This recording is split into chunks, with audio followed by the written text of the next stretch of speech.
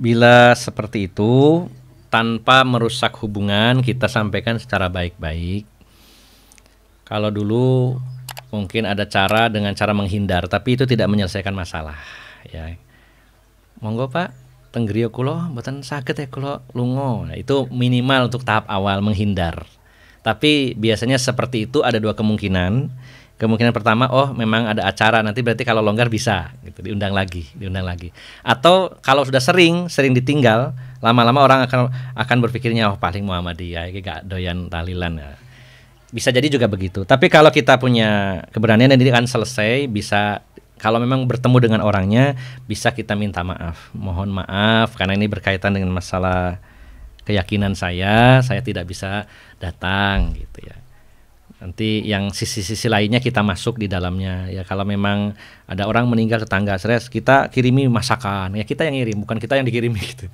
Kita duluin ya, karena dulu Rasulullah SAW ketika Ja'far bin Abi Thalib ya meninggal dalam peristiwa perang ya, beliau jadi panglima, kemudian putus kedua tangannya, maka keluarganya Ja'far sangat bersedih waktu itu, dan masih kerabatnya Rasulullah karena putra dari Abu Thalib ya, pamannya Rasulullah SAW. Maka Rasulullah merintahkan para sahabat, bikinlah makanan dan kirimkan kepada keluarga Ja'far. Jadi kalau ada orang yang di sekitar kita meninggal ya, kita segera beli semangka atau beli makanan, kirimkan, selesai. Jadi kita menutup celah untuk dimusuhi juga. Ini sudah pernah saya praktekkan berkali-kali, insya Allah mereka akan paham, saudara-saudara kita akan paham. Oh ya wis lah, orangnya memang nggak mau, tapi juga toh mereka tidak memusuhi, malah kok urun panganan nih, tapi untuk makan keluarganya niatnya, bukan untuk membantu acaranya ya. Ini ki Bu, saya kirimi apem damel tahlilan di podae.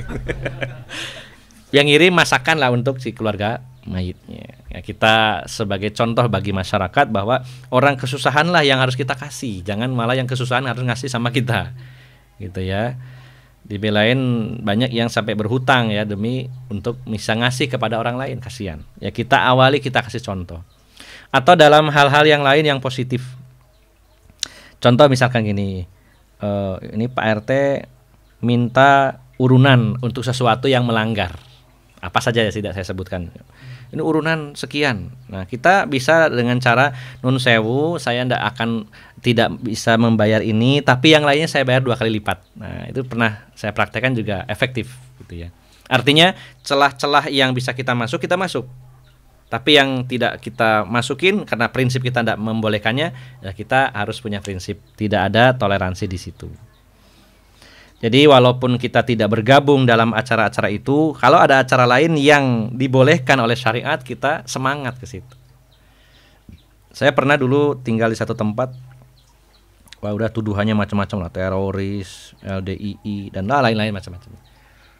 Kemudian setiap ada kerja bakti, urunan-urunan apa, saya duluin, dan saya harus paling banyak sesuai kemampuan.